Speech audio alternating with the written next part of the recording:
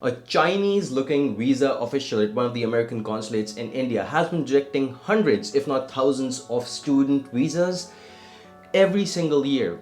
Alright, and currently he is sitting at the counter number 34 at the Mumbai consulate in India. Alright, Mumbai US Consulate General. And most of the students who go over there to that counter, right, they come out crying, they come out rejected. So what is the cause? Why is he rejecting all of these visas, and why is the US consulate not doing anything about it? This video is about that. But before I actually go over the responses, I want to tell you, if you stick around till the end of this video, right, I'll show you the responses of an actual client who worked with us. And there's been a lot of clients that we have worked with who have been able to beat this person on the interview date, and we're very proud to say that. But this one experience, right, I really loved it because it was really tough and it was kind of cynical as well.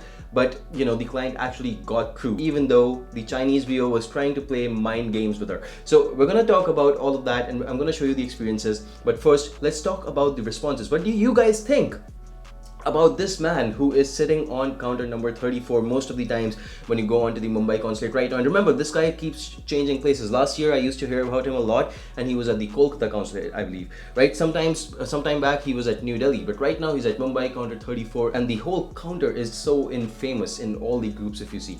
So we're going to talk about that. First, let me show you the responses. I ran a poll on my Instagram and I asked you about the experiences that you guys had with this Chinese visa official. I asked you about, tell me about how your visa interview went when you actually worked with him, when you actually saw him on the date of your interview. And I'm sure that you may have been horrified that you're going to him, but tell me about your experience. So you guys shared those, and I'm going to share some of those in this video. So Mohammed071 over here says 15 seconds to ruin the student dream to study in the US.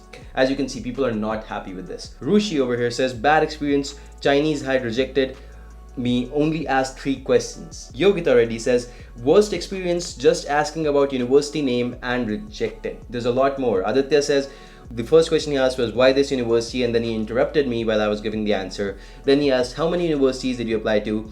And how many admits did you get? And he asked me to name them. And after that, all he said was, sorry, I cannot approve your visa. Right? Ankita over here says, terrible and super disappointed, just asked how many universities I applied to and rejected. Same story with every single person over here. Over here, Manali someone says, rejected. He asked me 3 questions like which university, admit, rejects, and that's about it. So you see, the pattern is certainly over here. He's asking the same questions and he's rejecting them. I'm going to tell you how you can break the pattern. I'm going to tell you how you can actually go through the counter 34 and still go to the US, right? Stick with me. But first, let's go over a couple more responses. Vivek says, just 2 questions, why this university, and are you a dentist? And then he just rejected the applicant. Prakash says, got rejected in half a minute. Aesthetic says, it's a scam, the Chinese VO officer just rejects you. This is shameful without any reason. Alright, Sai Prakash says, within 5 seconds they gave me the white slip, only 1 question, why USA? And then the counter closed, and of course he was gone. Remember, when you read these responses, right, you may think, why didn't these people do something about this? My whole intuition is that this video will help US consulates see that the process is flawed, because if you get rejected, right, you cannot go ahead and appeal to the US consulates that, look, I was right and the visa officer was wrong, which can be the case, by the way. They are also human. I understand they are trained, but at the same point in time, no one's perfect, right? So they can make mistakes and they can take advantage of their positions, and they can make you pay the MRV fee again and again and again by just rejecting you, right? And you have to just go back, you have to pay the MRV fee again. So what is the solution to this, right? The US visa consulates have to listen to this. I hope that you guys share this video and make it reach till that point such that they would pay enough attention. Take a look at some more responses over here. Rick and Shah over here says, just rejecting without listening carefully, after all having a good profile and university like UTD. UTD is not a topmost university, but it's a pretty decent one. Remember, I don't think that the US consulates would be training their people in such a way that they would go ahead and interrupt the applicants a lot, right? And this person likes to interrupt a lot. They would interrupt you during your answers, right? Got rejected in 20 seconds with just 1 question, dude, says Khan Musa, right? You can see more. Why are you going to this university? How many admits? Name the universities. Sorry, I cannot approve your visa. Same thing, everyone's going through that, right? There's another one. My visa got rejected with just 1 question. Which university? it was so unexpected, right? So they just basically took a look at the university. Now I understand sometimes, you know, what can happen is the university ranking may not be very good and then they can reject you, but they simply cannot reject just based on the university name, right? They have to give you more over there, right? Just take a look at the next one. Akshay PK says minimal questions with predetermined mindset of rejection. 214B, but no questions, right? So 214B, of course, is that you fail to show home ties. How do you actually understand that the person does not have home ties? By just asking them of their admits and their rejects. That's it, right? You can't really tell that. All right. Anyway, the next one. Hey, I got admit into NEU. He rejected me, asking only one question: why this course? And NEU, by the way, nowadays NEU is more ambitious university than anything else that I've seen. They're not accepting anyone below 9.0 GPA. You see on the admissions page in the last 1 or 2 years, the trends have changed, right? NEU has basically gotten a lot more ambitious, and he's rejecting the NEU people. It's a very hard thing for me to see. Adi over here says he asked me just 2 questions and rejected me straight away. I'm going to Northeastern University, again NEU, right? Ratnesh over here says that he asked which university you applied to, and he answered well, and then he basically said you're rejected, 214B, right? Basically that's what's happening. He's just asking the university name and he's rejecting. This is simply not done, right? Take a look at the next one over here. He says just ask me why this university and how many colleges did you apply to, and then the two is same thing. It's basically the same thing. I can repeat this. I can go on all day basically. There's a lot of responses that I have over here, but all of them go through the same thing. Some people even sent me very detailed long experiences, right, that they message on my DM, but it's all the same. I could show you here, but it's all the exact same thing that's going on, right? So how do you actually beat this person? First off, I'm proud to say that we have worked with multiple people who have faced this person, because there is really no choice. When you actually go over there, you can't really choose the counter. You have to go to the one that they send you to, right? So if they send you to the counter 34, you have to go over there. So how do you actually beat this person in case you are facing the unfortunate scenario? You're trembling, you're probably in front of counter 34, your turn is next, and 2 people just before you have been rejected. How do you actually face that scenario?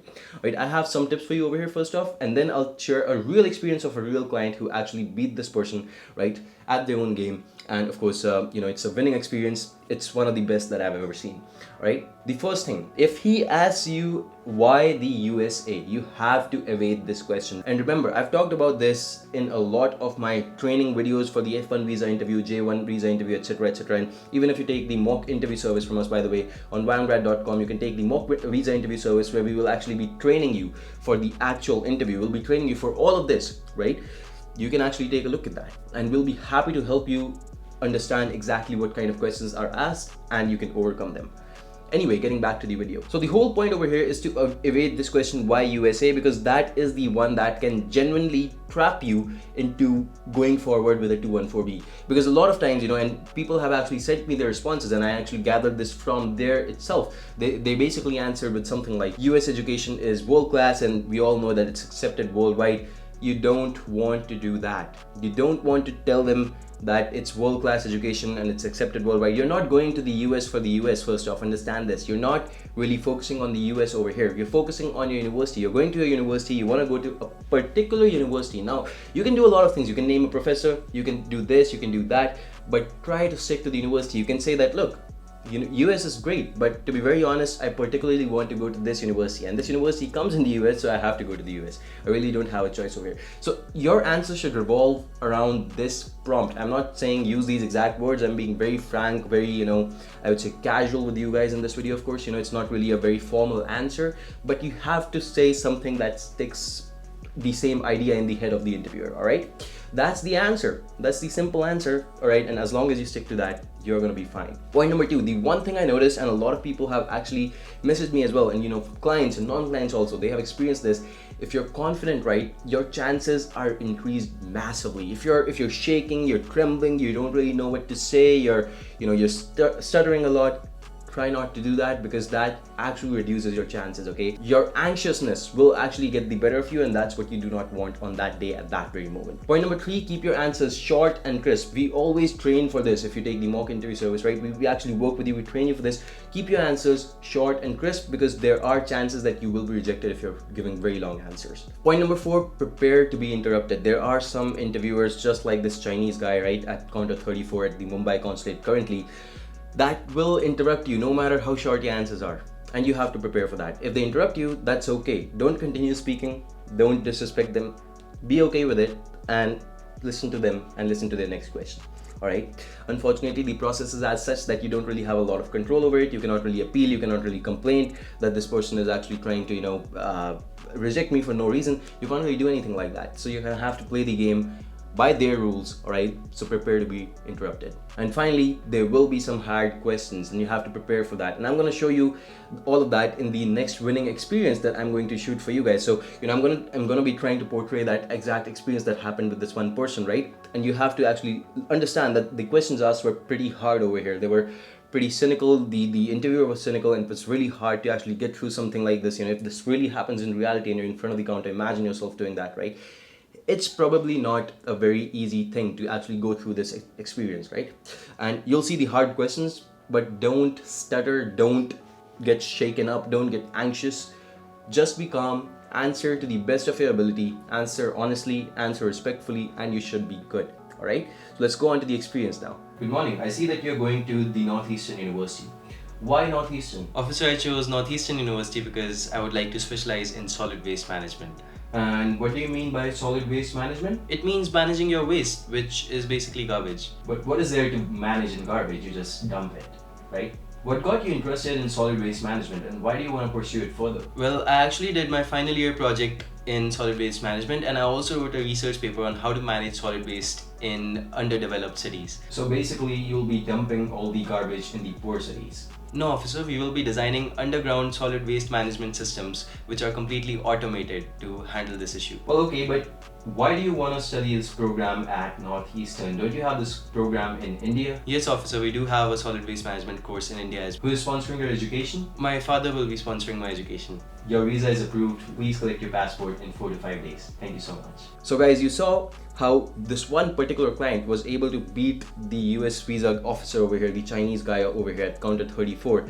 and it was a great experience. We have a lot more experiences just like this where we have worked with clients, and we're certain we can help you. So just in case you need our support, right, you can take a look at the visa application help service where we do everything right from the DS-160 to the end-to-end appointment booking, and to actually helping you overcome the rejection if you have it, or of course if you're doing for the first time, right, we help you get through in the first go itself, right? That's our assurance to you, right? We'll work with you, we won't charge anything else after the first one basically, and we will help you until the visa is stamped. Right, so in case you're interested, you can take a look at it. The link will be in the description, and I wish you all the best. Make sure that you are on our Instagram page because there's a lot more updates just like this coming your way over there, and I hope to see you in the next one. Goodbye and take care for now.